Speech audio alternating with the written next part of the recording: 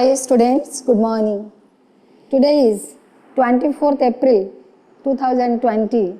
I am your English teacher going to teach you a poem for the students of class 9, The Road Not Taken. Let's come to the poem. This poem is The Road Not Taken, composed by the famous American poet Robert Frost. Coming to the poem, I shall tell you that Robert Frost is an American nature poet. He is the finest poet of nature. He is said to be the priest of nature. And in this, The Road Not Taken, this poem, he is simply describing the differences of human choice. You know, by nature, man is in always a dilemma. He is unable to decide what to do and what not to do. The problem of choice is inherent in the man since time immemorial. There is no certainty, there is no fixity in human choice. And person to person it varies. Let's come to the poem and let's see in which way the poet is simply describing what is the differences in human choice and what a man can do and what a man cannot do. And this is the most important poem of Robert Frost, which has been much criticized by different critics. Let's come to the poem. I shall simply teach you the poem paragraph wise. I will simply summarize the first stanza, paraphrasing it, and I will discuss the difficult words, and it will enable you to understand the meaning of the poetry. Let's come to the poem. This well-known poem is about human choice and the choices that shape human career.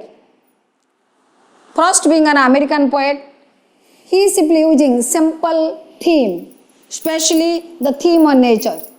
And when we will simply go to study the poem, we will actually know what is the vision of the poet and what he wants to relate to the students and what the students should do in making a choice in their life, because today you are small children, tomorrow you will be grown up individuals and you will face the same problem. So from an individual experience, the poet is making it universal. From a personal experience, the poet is making it a general experiences of life. Let's come to the point. Two roads diverged in a yellow wood, and sorry I could not travel both, and be one traveler. Long I stood and looked down one as far as I could, to where it went in the undergrowth. Once upon a time, the poet in the early hours of the morning, he is going to a particular place where two roads are diverged. What is the meaning of diverge? Diverge means bifurcated. One is going this way, another is going this way. The poet is simply standing here. Students see, the poet is standing here. He is standing, poet. He is in a dilemma. What road he has to choose, whether this road or that road. That is the dilemma of the poet. Let's come. Two roads diverge in a yellow wood. Why mean point of yellow?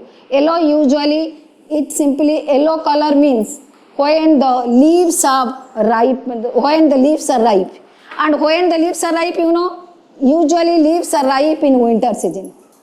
When winter is coming, leaves become ripe, and certainly it is a winter season. The poet is standing here and he finds that two roads are diverged from a particular point. They are bifurcated. The poet doesn't want to. He is unable to decide whether he will go by this way or by that way. Two roads diverge in a yellow wood, and sorry I could not travel both. A person cannot travel on these two roads at the same time. He has either to take this road or to take that road. He has to take only one road because he cannot travel on the two roads at the same time. And be one traveler. Long I stood, you standing there for a long time. The poet is simply standing there, unable to decide. He is in a dilemma. What choice he has to do? Long I stood and looked down one as far as I could, to where it went in the undergrowth. I looked down as far as I could. That means he looked down and down and down. He finds that a particular road, it is simply ending in an undergrowth.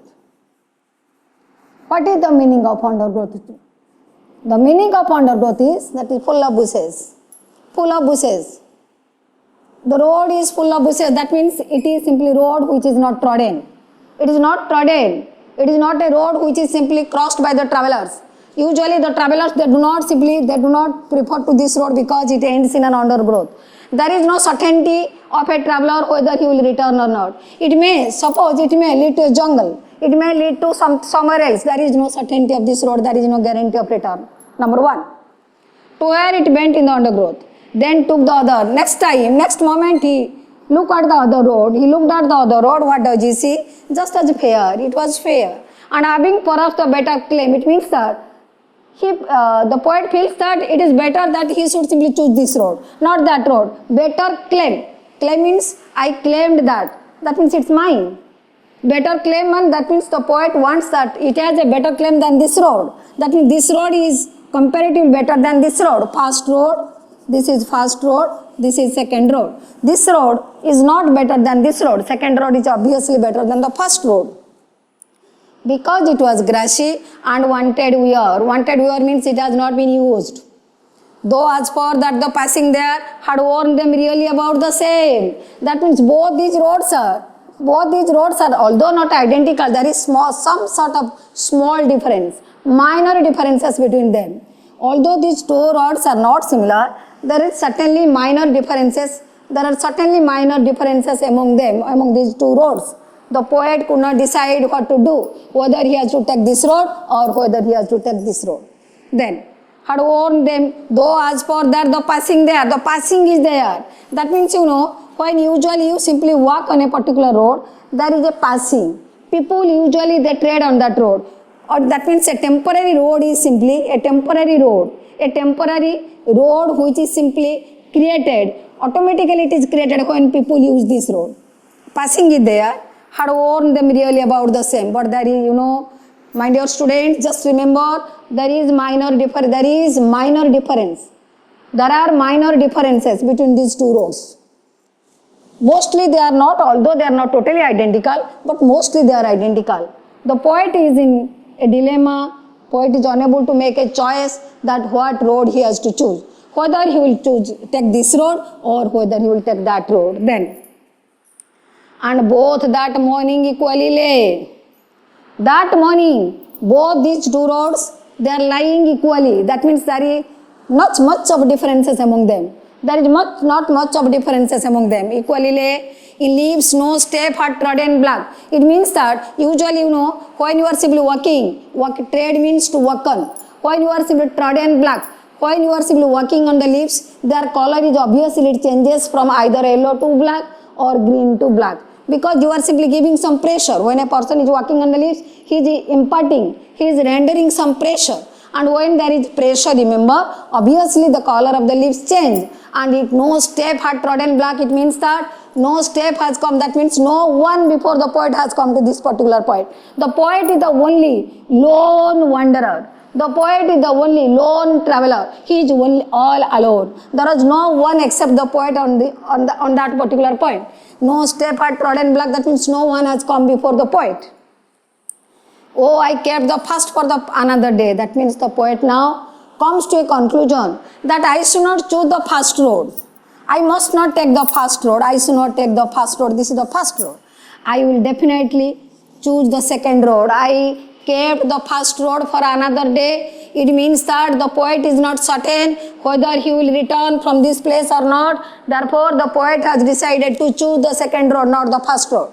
I kept the first road for another day, yet knowing how way leads unto way. I know, because I saw passing there, you see, the poet discovered passing there, he discovered a passing there. That means there is a narrow bypass road there. And it means that it is clear, it is evident that people might have trodden on this road. Exactly, there is a passing. It means that people before the poet, some people might have traveled on this road. Passing was there, yet knowing how way leads on to way. When there is passing, you see, when people have chosen this road, people have traveled on this road, it is sure that this road leads to a particular destination. It is sure. It is very much sure. It is quite sure. The poet is dead sure that this road leads to a destination. And when this road leads to a destination, what happens, you see? This road, it simply leads to a particular destination. The poet is pretty sure that he will reach a particular point. The poet is pretty sure that he will reach a particular point. The poet is pretty sure that he will reach a particular point. The poet is pretty sure that he will reach a particular destination. And when this road leads to a destination, what happens, you see? This road, it simply leads to a particular destination. The poet is pretty sure that he will reach a particular point. It has a destination. But I doubted. Still he is in a dilemma. You see, this is human dilemma. Students, remember, this is human dilemma. It begins in human life from the birth.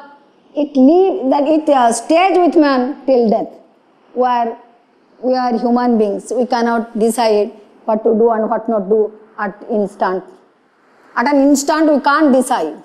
We are always in dilemma. He knows that this road leads to a particular destination.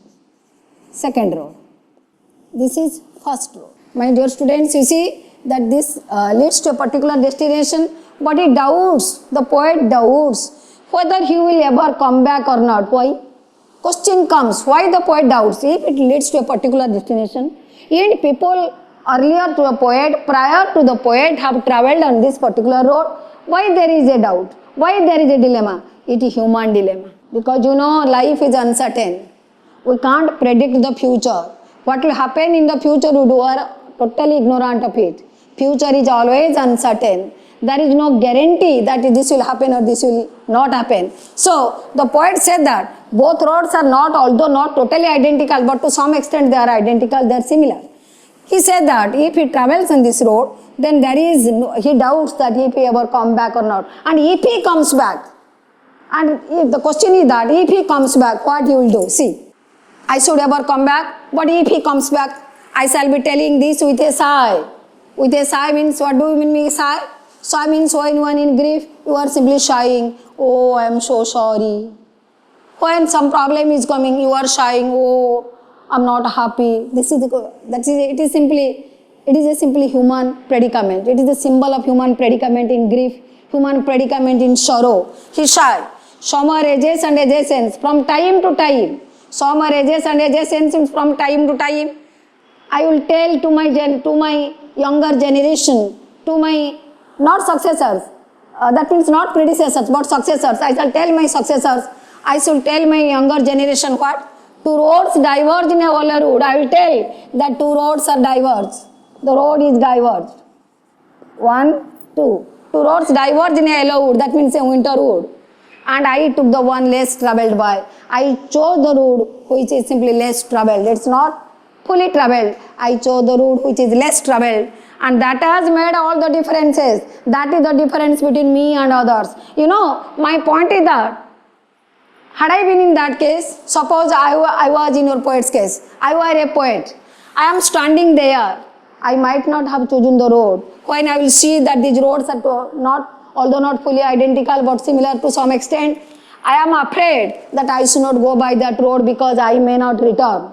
But the poet is simply very courageous. He is an adventurous man. He is very courageous. He has chosen the second road. He doubts that he will come back or not. But in spite of this dilemma, in spite of these differences in choice, he travelled on that road and he is telling that he will tell his successors, he will tell the future generation that I have chosen the road which is less travelled, and that is the difference between me and others.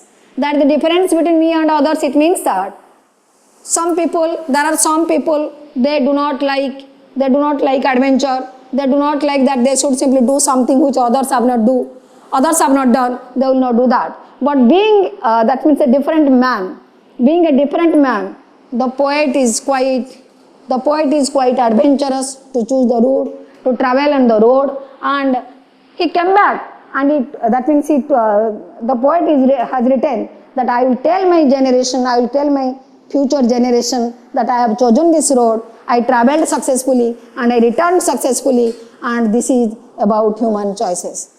Another thing I shall tell you, the most important thing I will be telling you, my students, remember, one thing I have to tell. These are the most important points that the students have to remember. What they should remember, you see, that this is a personal experience of the poet. This is an individual experience. This is not a collective experience. But remember, the poet, through his personal experience and individual experience, he has made it a universal experience. That means a general experience. What does it mean? It means that it is not a thing, it is not a case of the poet only. It is the case of all people in the world. It is a universal experience, it is a general experience. This is the most important factor. What is the most important factor? That from personal and individual experience, the poet diverts towards universal and general experience. That means the experience, that means the what happened to the poet, it will happen to every man from A to Z in this universe. Number one. Number two, it was not the different choice of the poet. It was not the only choice, different choice of the poet. Not the only choice of the poet, but it is the right choice that he has taken. Right choice he has made. And one should take, always remember, one should always take the right choice so as to get success in life. Therefore, right choice always leads to success.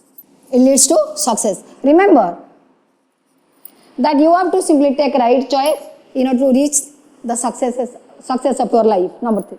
Another thing is that this is first point you have to remember. This is second point you have to remember. This is third thing you have to remember. First, individual experience, personal experience are being diverted to universal and general experiences of life. Second point is that different choice and only choice, it was not the different choice of the poet, only choice of the poet, but it was the right choice of the poet which leads to success, in life. Number two. That means the third point is that first point, second point, and third point. Dilemma in human mind. Human mind is full of dilemmas. Man usually immediately cannot decide what to do and what not to do. And that is simply a universal problem. That is a universal problem which links to man, which links to the life of man from time immemorial. Since time immemorial to time to come. That means it is simply a universal process. It is simply a universal process which is simply clinging to our mind. We usually cannot decide what to do and what not to do. Now, coming to the title of the poem, The Road Not Taken, I shall tell you, the road which has not been taken by the poet. It means that why the poet has not taken the road. Why the poet has not chosen that road, the first road. He has not chosen the first road because he is not sure that he will come back or not. And if the poet will never come back, there is no question to go there. There is no question to go ahead. There is no question to march ahead because there is no certainty that he will come back. Therefore, he has not chosen the road. He has not taken the road. And now, coming to the conclusion of the poetry, I shall tell you that the poet is a spiritual drifter, he is an intelligent man, and he has simply made a very small theme to a very large theme, a very personal theme to a universal theme to a general theme. Therefore, the poet, these people, they never die, they are immortal, they will live till time immemorial, they will live for all times to come. This poetry has a great message to all of us that we have to simply choose, we have to make right choices when time needs it. Thank you all. Thanks a lot.